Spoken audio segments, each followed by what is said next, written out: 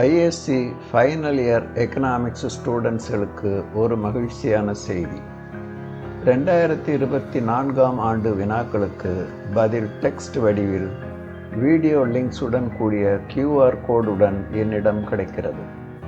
நீங்கள் அதனை அப்படியே பயன்படுத்தலாம் அல்லது வீடியோ லிங்கை பயன்படுத்தி வீடியோ வடிவிலும் பதில்களை பார்க்கலாம். ஒரு மவுஸ் கிளிக் உங்களை வீடியோவுக்கு இட்டுச் செல்லும். The consumption function is shown by the curve C. அதனுடைய பிரதி வேண்டுவோர் டிஸ்கிரிப்ஷன் செக்ஷனில் உள்ள என்னுடைய இமெயில் ஐடியை பயன்படுத்தி என்னை தொடர்பு கொள்ளலாம்.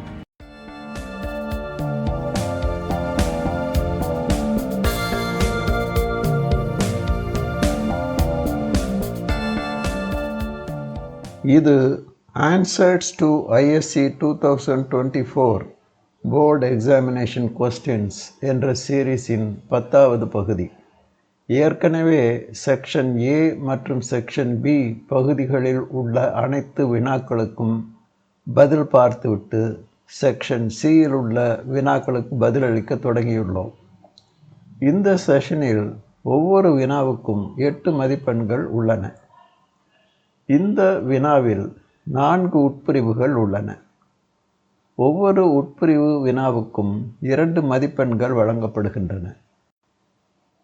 இனி இந்த வீடியோ லெசனில் மேலும் ஒரு வினாவுக்கு பதில் என்ன என்று காண்போம். இப்போது உட்பிரிவு A.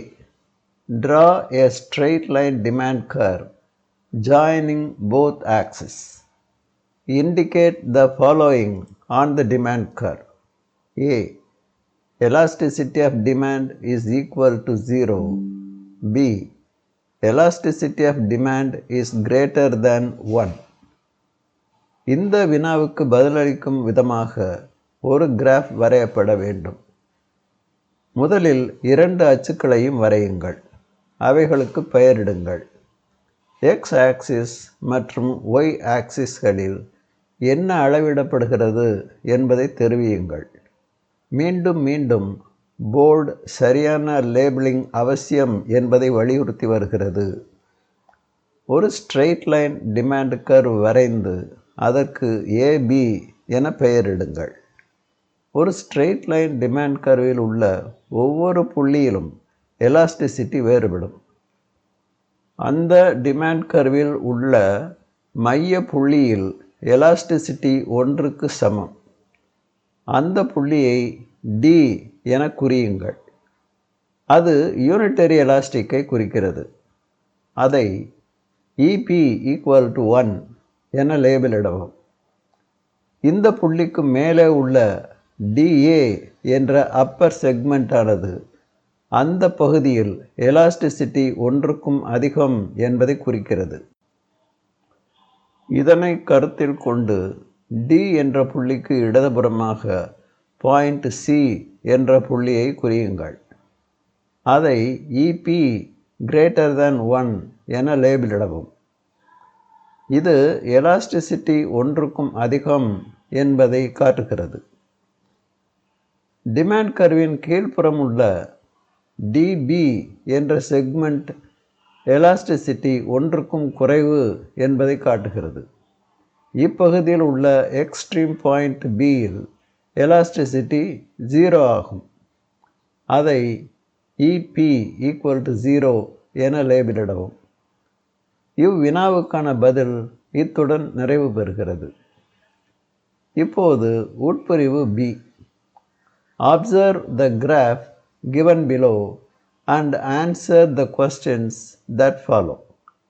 Give a reason to explain if the graph shown above can be a common phenomenon or not.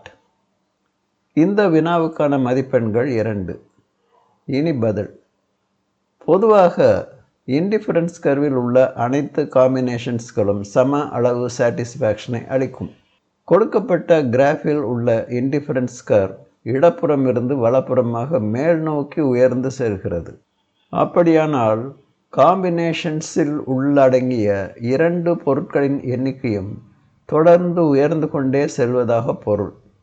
அப்படியானால் இதில் உள்ள அனைத்து காம்பினேஷன்ஸ்களும் சம அளவிலான சாட்டிஸ்ஃபேக்ஷனை கொடுப்பதற்கான வாய்ப்பே இல்லை. சாட்டிஸ்ஃபேக்ஷன் அளவு உயர்ந்து கொண்டேதான் செல்லும். எனவே ஒரு இன்டிஃபரன்ஸ் கர்வின் சரியான வடிவம் இடப்புறம் இருந்து வலப்புறமாக ஆரிஜினை நோக்கி குவிந்து கீழ்ப்புறமாக சரிந்து செல்வதுதான். இந்த வடிவமைப்பை கொண்ட இன்டிஃபரன்ஸ் கர்வில் ஒரு கன்சியூமர் இடப்புறமிருந்து வலப்புறமாக கீழ் நோக்கி செல்லும்போது சில யூனிட்ஸ் ஒய் குட்டை கொடுத்து அதற்கு பதிலாக குட் எக்ஸை வாங்கி கொண்டே செல்கிறார். இங்கு குட் ஒய்யை கொடுப்பதனால் ஏற்படும் சாட்டிஸ்ஃபேக்ஷன் இழப்பு குட் எக்ஸை அதற்கு ஈடாக பெறுவதால் ஈடு செய்யப்படுகிறது. எனவே இன்டிஃபரன்ஸ் கர்வில் உள்ள அனைத்து காம்பினேஷன்ஸ்களும் சம சாட்டிஸ்ஃபேக்ஷனை அளிக்கிறது என்பது பொருத்தமாக உள்ளது. உட்பிரிவு C. What is an indifference map? Draw it's diagram. பதில்: முதலில் இன்டிஃபரன்ஸ் மேப்பை வரையவும். 2 ஆக்சிஸ்களையும் வரைந்து அவற்றுக்கு சரியான லேபிளை அளிக்கவும். இனி indifference கர்வுகள் IC1, IC2, IC3, IC4 ஆகியவற்றை வரையவும். இத்தனை எண்ணிக்கை இன்டிஃபரன்ஸ் கர்வுகள் இருக்க வேண்டும் என்பது பற்றி எந்தவிதமான விதியும் இல்லை. குறைந்தது 4 இன்டிஃபரன்ஸ் கர்வுகளாவது வரைவது நல்லது. இறுதியில் இன்டிஃபரன்ஸ் மேப் பற்றி ஒரு விளக்கத்தை தரவும். இன்டிஃபரன்ஸ் கர்வுகளின் தொகுப்பே இன்டிஃபரன்ஸ் மேப் எனப்படுகிறது. ஆரிஜினுக்கு மிக அருகாமையில் உள்ள இன்டிஃபரன்ஸ் கர்வ் குறைந்த அளவு சாட்டிஸ்ஃபேக்ஷனையும், தொலைவில் உள்ள இன்டிஃபரன்ஸ் கர்வ் உயர்ந்த அளவு சாட்டிஸ்ஃபேக்ஷனையும் குறிக்கிறது. ஒரு இன்டிஃபரன்ஸ் மேப் கன்சியூமரின் ஸ்கேல் ஆஃப் ப்ரிஃபரன்ஸை தெரிவிக்கிறது. உட்பிரிவு D. State any 2 differences between cardinal utility and ordinal utility. இவ்வினாவுக்கும் 2 மதிப்பெண்கள் தான். பதில்: கார்டினல் யூட்டிலிட்டி 1. இது மெஷரபிலிட்டி ஆஃப் யூட்டிலிட்டியின் அடிப்படையில் உருவாக்கப்பட்டுள்ளது. அதன்படி யூட்டிலிட்டி மதிப்புகளை கூட்டலுக்கும் கழித்தலுக்கும் போன்ற கணக்கியல் முறைகளுக்கு உட்படுத்தலாம். Ordinal utility. இது யூட்டிலிட்டியை அளவிட முடியாது. 2 வெவ்வேறு அளவு யூட்டிலிட்டிகளை ஒப்பிட்டு ரேங்க் பண்ணத்தான் முடியும் என்பதன் அடிப்படையில் உருவாக்கப்பட்டுள்ளது. 2. கன்சியூமர் ஈக்விலிபிரியத்தை பிரைஸ் மற்றும் டிமினிஷிங் மார்ஜினல் யூட்டிலிட்டி ஆகியவற்றின் துணை கொண்டு விளக்குகிறது. கன்சியூமர் ஈக்விலிபிரியத்தை பிரைஸ் ரேஷியோ மற்றும் diminishing marginal rate of substitution ஆகியவற்றின் துணை கொண்டு விளக்குகிறது. நம்முடைய செஷன் இத்துடன் முடிவடைகிறது. மீண்டும் அடுத்த செஷனில் சந்திப்போம்.